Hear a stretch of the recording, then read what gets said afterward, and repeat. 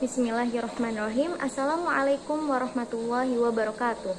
Izin memperkenalkan diri, nama saya Qurratul A'yun dengan NIM 2213222 dari jurusan Ilmu Al-Quran dan Tafsir dari kelas 2A, yang insya Allah pada kesempatan kali ini akan mempresentasikan hasil jurnal yang saya buat, yaitu tentang peran ilmu balaghah dalam mempelajari dalam menafsirkan Al-Quran.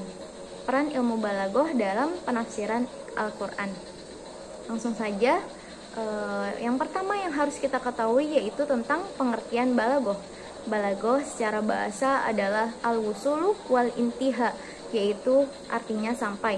Sedangkan secara istilah balaghah adalah ta'diyatul ma'nal khalil wadihan bi'ibaratin sahihatin fasihatin laha atharun kholatun ma'amula amati kulli kalamin lil mautinil ladhi yuqalu fihi wal ashkhasil ladhi yukhatabuna.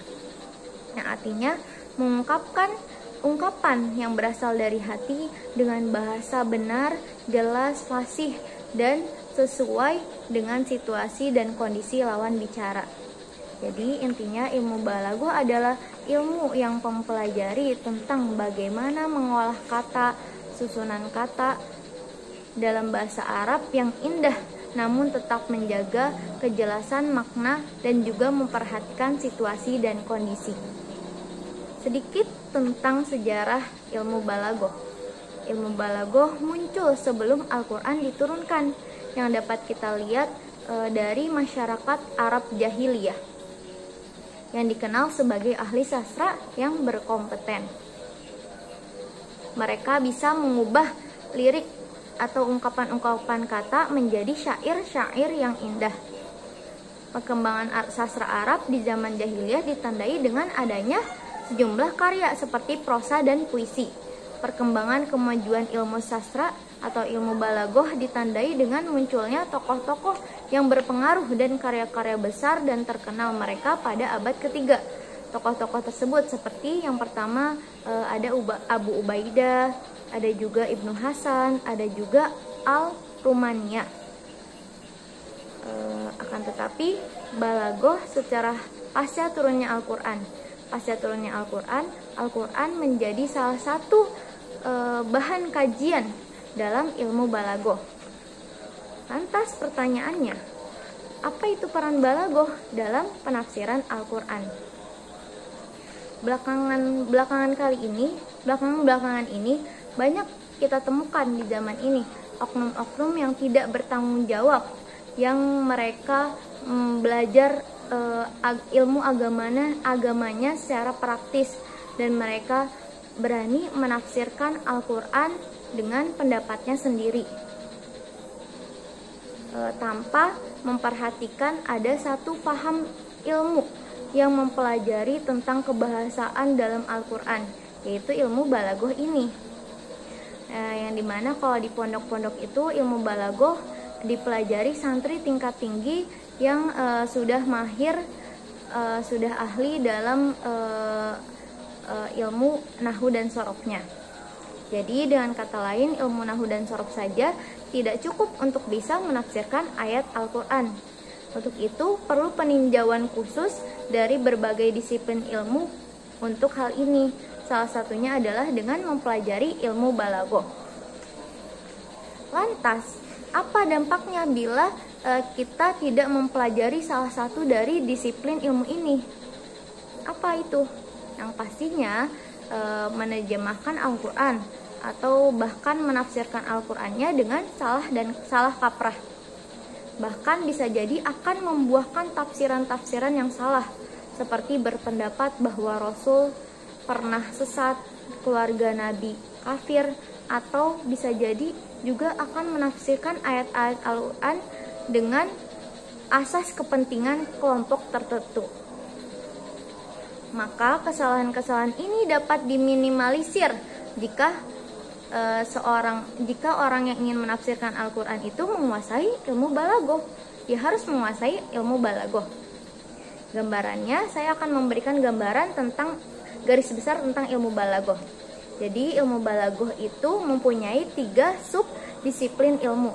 Yang pertama adalah ilmu bayan, yang kedua ilmu ma'ani, yang ketiga adalah ilmu badi'. Dan dari semua itu mempunyai fungsinya masing-masing. Yang pertama, ilmu bayan. Ilmu bayan adalah ilmu yang mempelajari tentang makna suatu bahasa yang diungkapkan. Dalam ilmu bayan mempunyai 3 pokok bahasan. Yang pertama ada tasybih. Tasybih adalah perumpamaan. Yang kedua ada al-majaz. Majaz adalah arti suatu lafaz yang tidak sesuai dengan makna aslinya. Yang ketiga ada kinayah, al-kinayah, yaitu idiom. Subdisiplin ilmu balaghah yang kedua adalah ilmu ma'ani. Ilmu ma'ani adalah ilmu yang berfungsi sebagai ilmu yang berfungsi untuk mengetahui kesesuaian antara konteks pembicaraan dengan situasi dan kondisi, sehingga maksud dan tujuan dapat tersampaikan dengan jelas dan gamblang kepada lawan bicara. Dalam ilmu ma'ani ini memiliki 7 konsep bahasan atau 7 pokok bahasan. Yang pertama adalah khobar dan insya, yang kedua musnad dan musnad ilaih, yang ketiga ijaz, yang keempat musawah, yang kelima itnab, yang keenam qasar, yang ketujuh fasol dan wasol. Dan yang terakhir subdisiplin ilmu balaghah yang terakhir, yang ketiga, yaitu ilmu badi'. Apa itu ilmu badi'? Ilmu badi' adalah ilmu yang berfungsi untuk memperindah bahasa.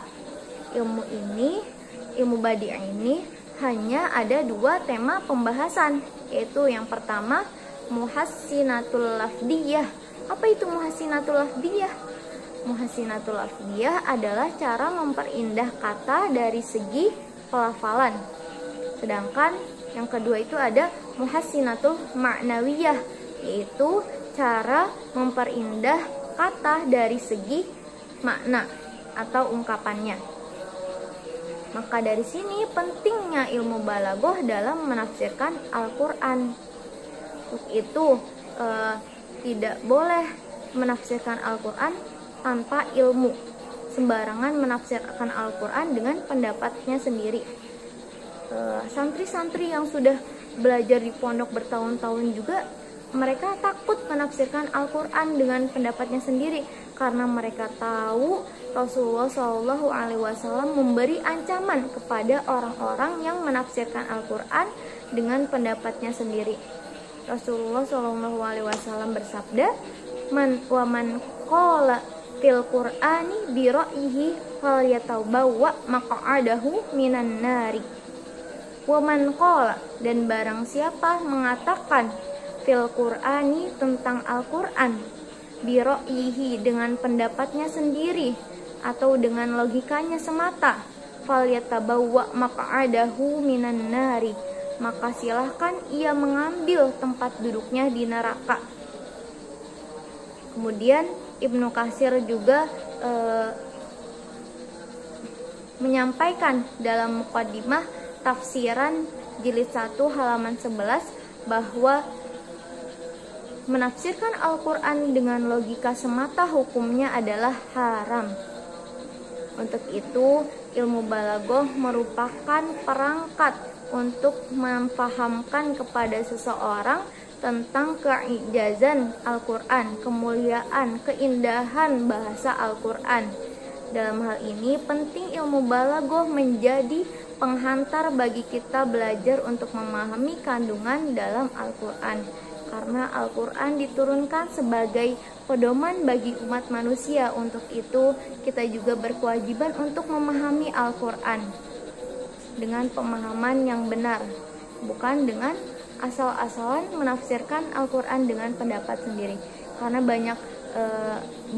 banyak ayat-ayat Al-Quran yang tidak bisa ditafsirkan hanya dengan melihat arti bahasanya saja.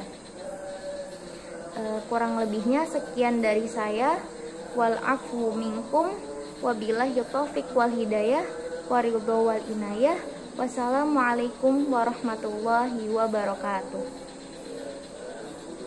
Terima kasih.